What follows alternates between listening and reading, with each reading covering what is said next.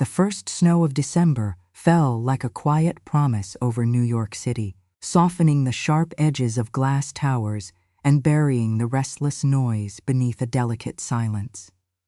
It was Christmas Eve, and the city glowed with a million lights, hope stitched into every street. Amara Wilson stood at the edge of the platform, clutching a worn leather bag that had traveled farther than most people ever would.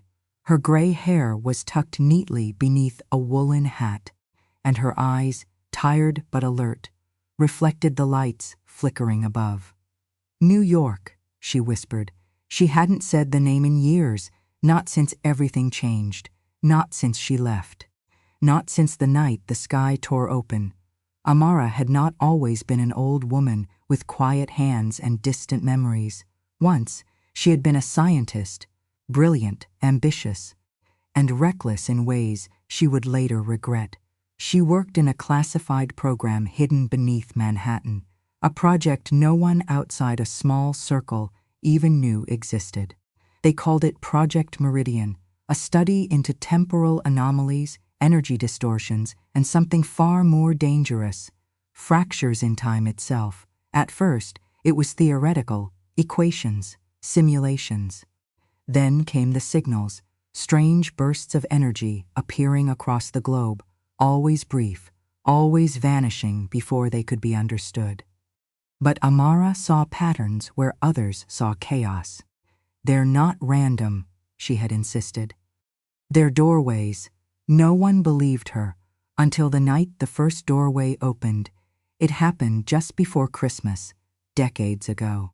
Amara still remembered the smell of ozone, the hum of machines vibrating beyond safe limits, and the moment when reality folded. A rift appeared in the center of the lab, shimmering, unstable, alive, and something looked back, not a creature, not exactly a presence.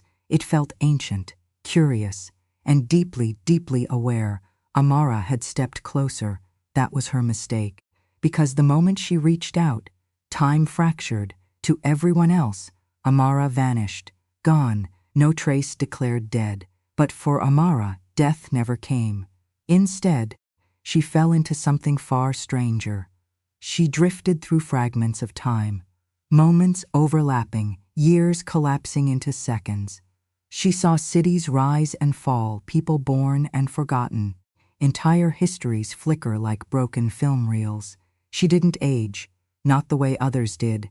Time didn't touch her the same anymore. Sometimes she would land, briefly, in a moment. A street, a room, a conversation frozen mid-word, but she could never stay.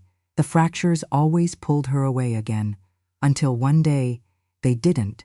Amara opened her eyes to cold air and falling snow. New York. But not the New York she remembered. Taller, brighter, louder, alive in ways that felt both familiar and alien. She stumbled forward, her legs weak, her heart racing. "How long?" she whispered. No one answered, but deep inside she already knew. Decades had passed. Amara had a son, Daniel. He was only 10 when she disappeared. She remembered his laughter, the way he used to wait by the door when she came home late, pretending not to care, but always watching. She had promised him she would be home for Christmas. She never made it, and now he would be an old man, if he was alive at all. Amara tightened her grip on her bag. "I have to see him," she said. "I have to try." The streets of New York moved around her like a river. Cars, voices, music, everything was faster, sharper, colder. She passed storefronts glowing with holiday warmth, families laughing, couples holding hands, life continuing without her, as if she had never existed.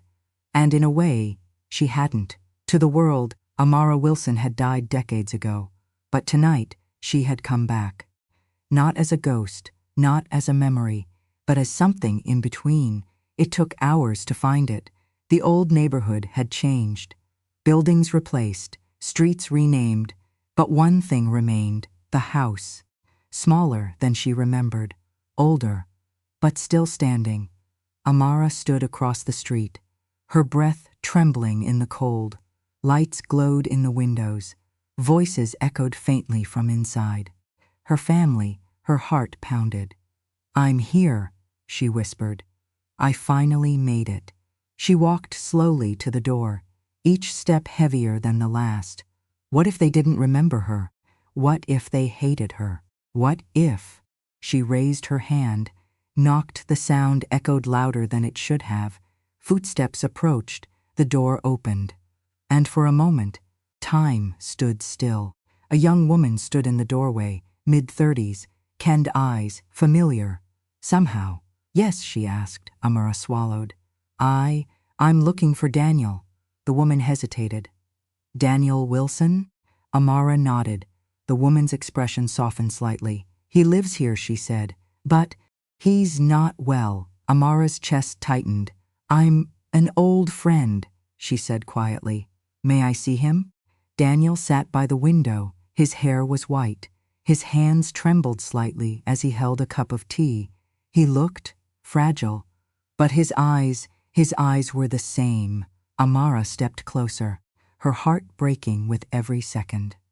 "Daniel," she whispered. He turned slowly, studied her face. For a moment there was confusion, then something else. Recognition, not logical, not possible, but real. "Mom," he said. The room fell silent. The young woman, his daughter, stood frozen in the doorway. Amara felt tears blur her vision. "It's me," she said. "I'm so sorry. I tried to come back. I never meant to leave." Daniel stared at her, his breath unsteady. "You didn't age," he said. "I did," she whispered. "Just not the way time wanted." They sat together for hours. Amara told him everything. The project, the rift, the years lost between moments, the loneliness, the endless drifting. Daniel listened without interruption, because somehow he believed her. "I waited," he said quietly, "for a long time." Amara closed her eyes. "I know." But time wasn't done with her. Outside, the air shifted. A low hum, familiar and terrible, echoed through the night. Amara felt it instantly. "No," she whispered. The fracture, it had found her again. The lights flickered, the temperature dropped. And then a shimmer appeared in the center of the room. Just like before, alive, watching, waiting, Amara stood. "It's come back for me," she said. Daniel reached for her. "No," he said. "You just got here." She smiled sadly.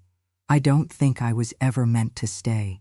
The rift pulsed stronger, pulling at her, calling her. Amara turned to her son, to her granddaughter, to the life she had almost lost forever. "I came back to see you," she said, "to know you were okay." Daniel's voice broke. "I needed more time." "So did I," she whispered. For the first time, Amara understood. The fractures weren't random. They weren't accidents. They were connected to her, to the moment she touched the unknown. She wasn't just a traveler. She was the anchor, and the only way to stop it was to go back. Amara stepped closer to the rift. The air twisted around her. "I can fix it," she said. "I can close it. For good." Daniel shook his head. "You don't know that." She smiled. "I don't need to." She turned one last time. "I made it home for Christmas," she said softly. Daniel reached out, but this time she stepped forward first. Into the light, the rift collapsed, the light vanished, the room returned to stillness, as if nothing had ever happened. Except, on the table, beside Daniel's hand, was Amara's old leather bag. Inside the bag were notes, equations, years of observations, proof, and a message for him. "For the time we lost," it read. "Make sure no one else loses theirs." That night, snow continued to fall over New York. Families gathered, lights shimmered, and somewhere beyond time, Amara drifted once more. But this time, she wasn't lost.